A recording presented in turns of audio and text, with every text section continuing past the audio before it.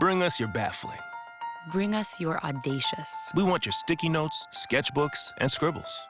Let's pin them to the wall, kick them around. Kick them around, see what happens. Because we're in the how do I get this startup off the ground business. The taking your business, global business. We're in the problem-solving business. 400,000 people. Ready to help you solve problems while they're still called opportunities. From figuring it out to getting it done. We're here to help. Hello, everybody. Welcome to our bowl press conference. We just found out moments ago the Akron Zips will face Utah State in the famous Potato Bowl in Boise, Idaho, on December 22nd. So, Coach, you want to take it over from here? Yeah, thanks, Kathy, and I want to thank everybody for being here. And we are excited to be going to Boise to play in the famous Idaho Potato Bowl, the Boise Bowl, the bowl in Boise. I've known about it. It's been around for a long time. I did the prayer breakfast out there several years ago. I'm excited. It's a beautiful place. They know how to run a bowl. It will be an exciting place for our players to go. We obviously are excited for our players, and our players are excited to go out there as a reward for the accomplishments that they have. But we happen to want to win a bowl game real bad. And that's most important. It's just great that we're going out to a place that is quite good at running a bowl game, and it's a beautiful place to be. A lot of our guys have never been. Most of our people here have never been to Boise, Idaho, and it'll be an exciting trip out there. I think it's a great timing. We've got a couple of weeks. We have the game on the 22nd. I won't tell you that players and coaches and families and a lot of us like the idea of getting a bowl game and having Christmas at home with our families. And we sure weren't going to be upset if that didn't happen at all. But we are thrilled to death that we can go out there and spend 4 days. I think going out there on the 18th is when I think we're going out there. Is when I think their bowl requires us to be out there. On the 18th, we'll look forward to going out there and practicing a couple days out there and be a part of their festivities. But it's a great day for Akron, University of Akron, for this football program. We've waited 10 years to go back to a bowl, and for the second time in school history and Division I history to go to a bowl, and I can't say enough about how excited we are. Very good Utah football team.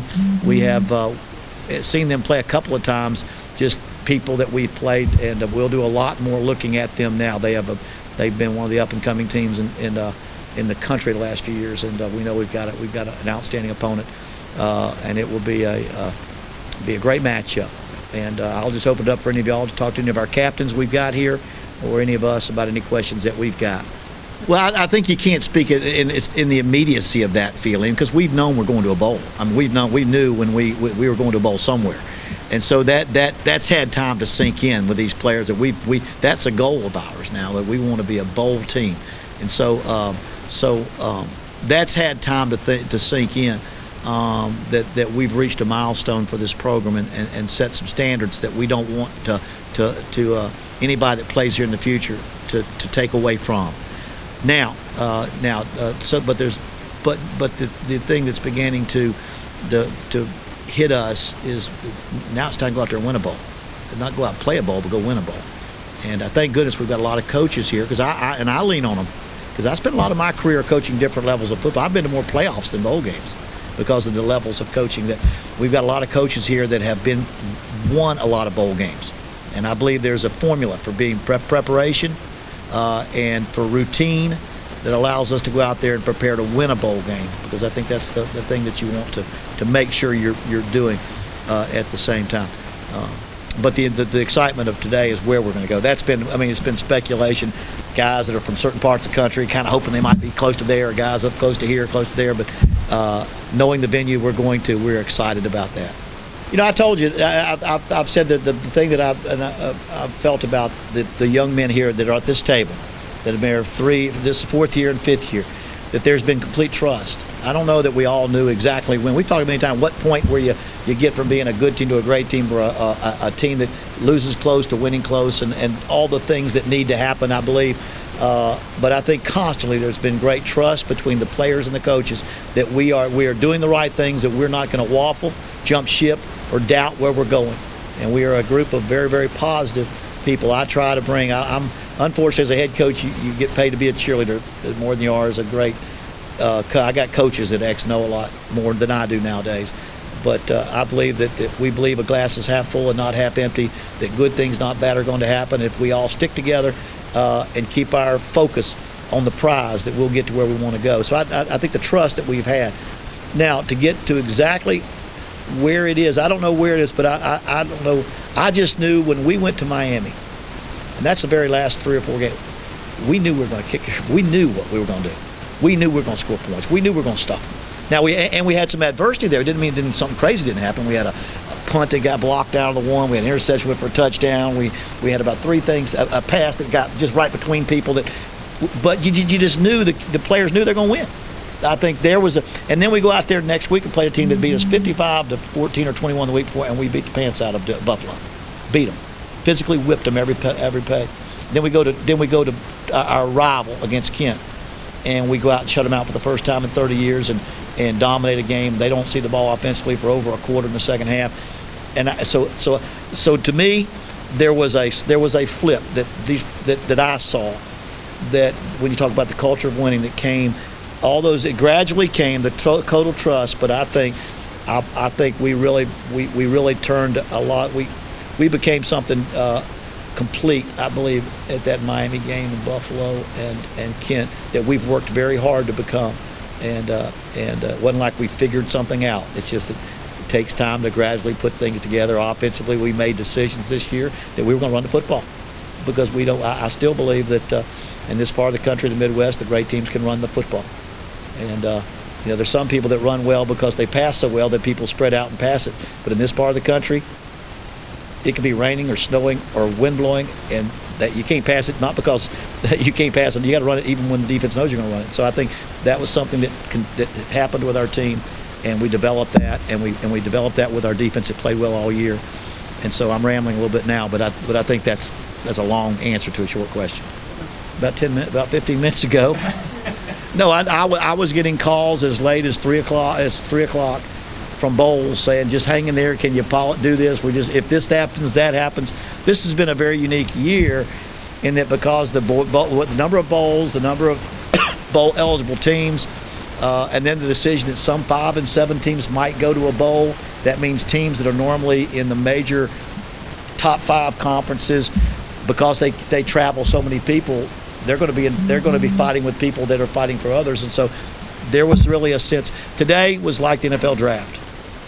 Until the first round got over, you never know who's going to go in the second round. Until the second round got over, you know the third round. Because I'm sitting there talking to 2 or 3 bowls at 1 o'clock or 2 o'clock today, because they don't know who they're going to get, because they don't know who went the first round. And so we talked to our players about what we had some decisions to make, and I expressed those about what our players would like if they had the choice.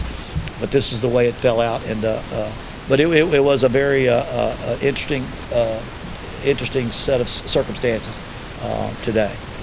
On my first day here, I still remember, we was under Rob Arnell at the time. The guy we got first foul on board, and it was a rough start. We went I want to say 1-11, 1-11 and 5-7. 5-7, and then 7-5. So I've been here when we was the worst, and where we at now at our all-time high. And, I just hope that we can keep it going. Have the best team every time we have conditions. You can't say enough about the king over here. Yeah, man. Honestly, I feel like Defensive Player of the Year was long overdue for him. I feel like he really deserved of that award. He worked hard. Been one of the captains in our team for a long time. But man, those guys are amazing, man. It's just the preparation we go through each and every week, the film study we watch with each other, and it's just chemistry we build with each other this offseason, and trusting each other. Man, Matt Johnson is a great quarterback, and Bowling Green is a great team. But was that the low point of the season defensively, or was there another time that we wish we could have done better, and it could be? Was that the low point of the season? That was a tough game for us. They came out and they out-estimated us. They had a way better game plan than us, so I'd say that was like 25. I feel good. Emotionally, I feel pretty good. You know, it was a great year as a team, and it definitely took a team effort. It's the best team environment I've been around since I've been here, and I think that was a big key to us going 7-5 this year. Let me just say, these guys are our captain. For the first time since I've been a head coach, I've never elected captains at the beginning of the season. I've always waited till the end of the season who worked hardest, not just here but everywhere I've been. We had 3 guys here that work hard every day of their lives. Not that we don't have a bunch, but I wanted, and I kind of knew, I felt like where our team would go with our captains and our leadership. These guys were selected at the beginning of the season because of the work ethic they have and the commitment they've made to them. Cody, I think you've started every game since you've been eligible. Being here 4 years in a row, and Connor's been playing. But these 2 guys have been playing for the last 4 years continually as well. But they do represent they are captains voted by their teammates at the beginning of the season because of what their commitment to our football program is, and I think everybody on our team appreciates that they represent the team, and they represent the team because we got here because of their hard work, not just on the field but through the years. I know Connor a lot of. I mean, there were days y'all didn't know we didn't practice him 2 or 3 until game day, most last part of the season because of foot injuries, head injuries, and those kind of things. But then getting a game, and I couldn't have seen a thing. I couldn't see a thing that was different about the way he ran at all. Some of our best running was in those late games as we rushed for over 200 yards in the last 5 ball games. Yeah, that kind of entered my mind a little bit, George, as far as the future of this football.